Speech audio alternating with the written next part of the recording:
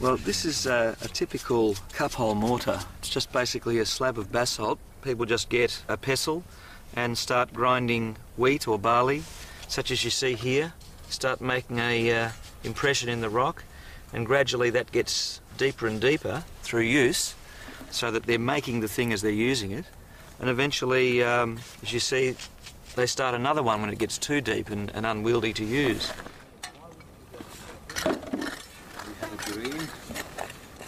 Stone Age archaeology requires sharp eyes to pick the difference between dusty rocks and ancient artefacts.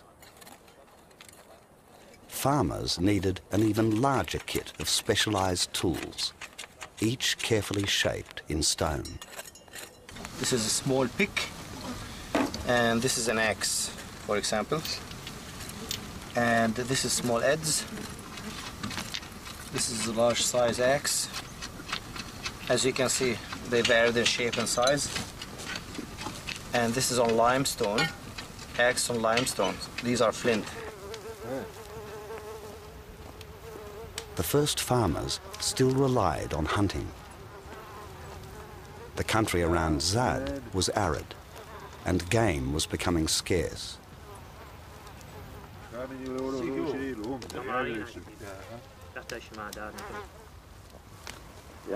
They needed to improve the odds of hunting to bring down faster game at a distance. So they invented the bow and arrow.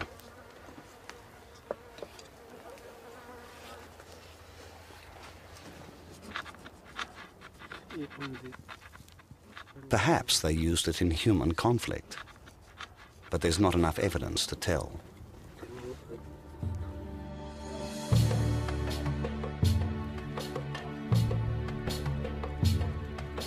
In the long human journey, we can now finally say these farming people had settled down.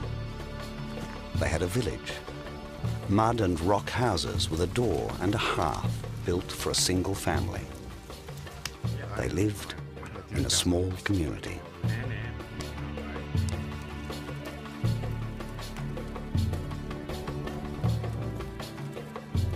These are the remains of the first proper houses we find anywhere in the world. Here we have here what is probably going to be the entrance to this big teardrop-shaped house.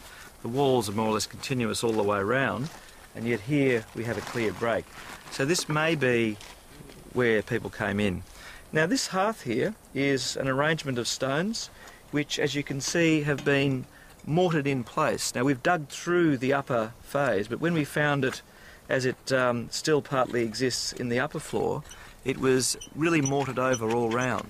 It's clearly been set on the lower floor and been used through successive build-up of floors. But they're large houses. This is six metres in its major axis, and it's beautifully made with limestone mortared into place with some kind of local lime mortar. They treated these huts as homes.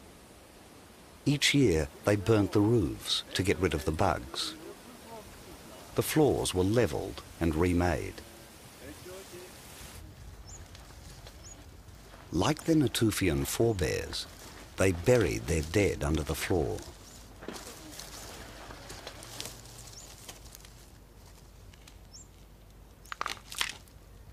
Then they opened the graves and removed the dried skulls.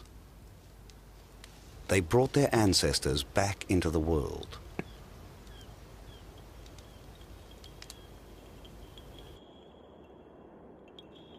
The skull remained undisturbed in this position until it was excavated by the team at Zad.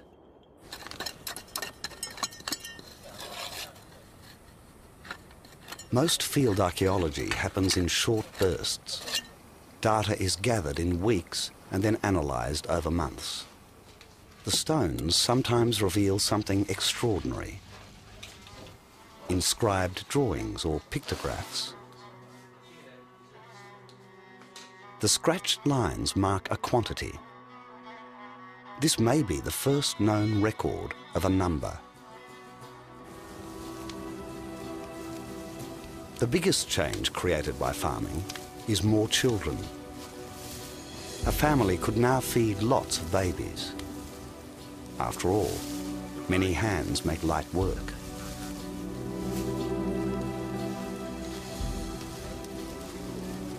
For hunter-gatherers, it was just the opposite. They had to carry their small children on long treks. They had no more than they could manage. Now, farming families could support several generations to give the community a storehouse of wisdom. The trouble is, the farmers were on a treadmill. Once they began growing their own food, there was no way of going back, because even if you are unsuccessful, you still have some surplus. And when you learn how to keep a surplus, because you need to sow the seeds next year. So basically, you cannot stop farming. You can erase some of farming lands when you have a series of droughts and people will migrate to another place. But what is inherent in an agricultural society is the number of kids, that with this kind of food, you have an increasing number of kids. Inevitably, populations grew. More people, more farming, more food, more people. Humans were living on a larger scale than ever before. It was a huge challenge. People had to be organized. Now they needed leaders.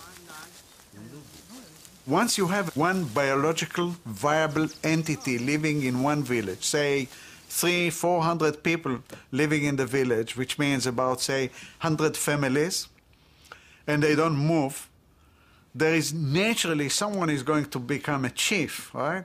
So you have the beginning of the emergence of social institutions, having the elders and maybe having a chief, maybe a shaman and so on. At Jef al-Ahmar in Syria, archaeologists uncovered a much larger settlement. In the middle of the ruins, they found a building too large to be a house.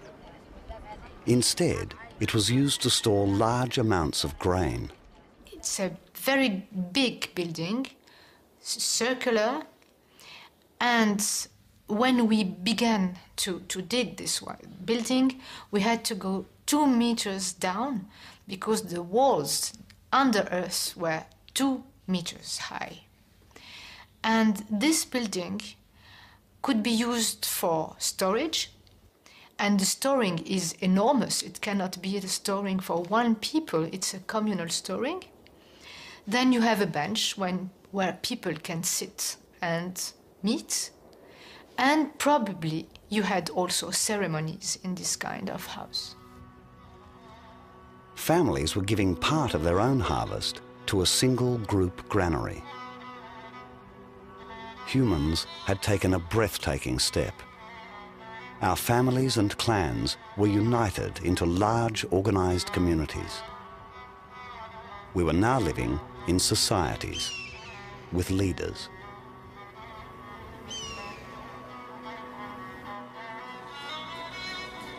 Far away to the north, another continent remained virtually unknown and unchanged by its human inhabitants.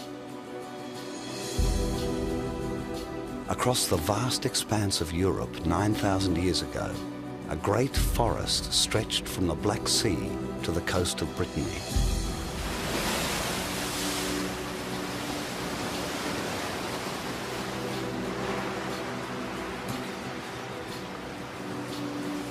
Here, people still lived as they always had, hunting and gathering wild food, moving from place to place. Eventually, the revolution that began in the Fertile Crescent would spread across the rest of the world. Nearly all our ancestors would take up farming. But for most, it would not happen for many thousands of years.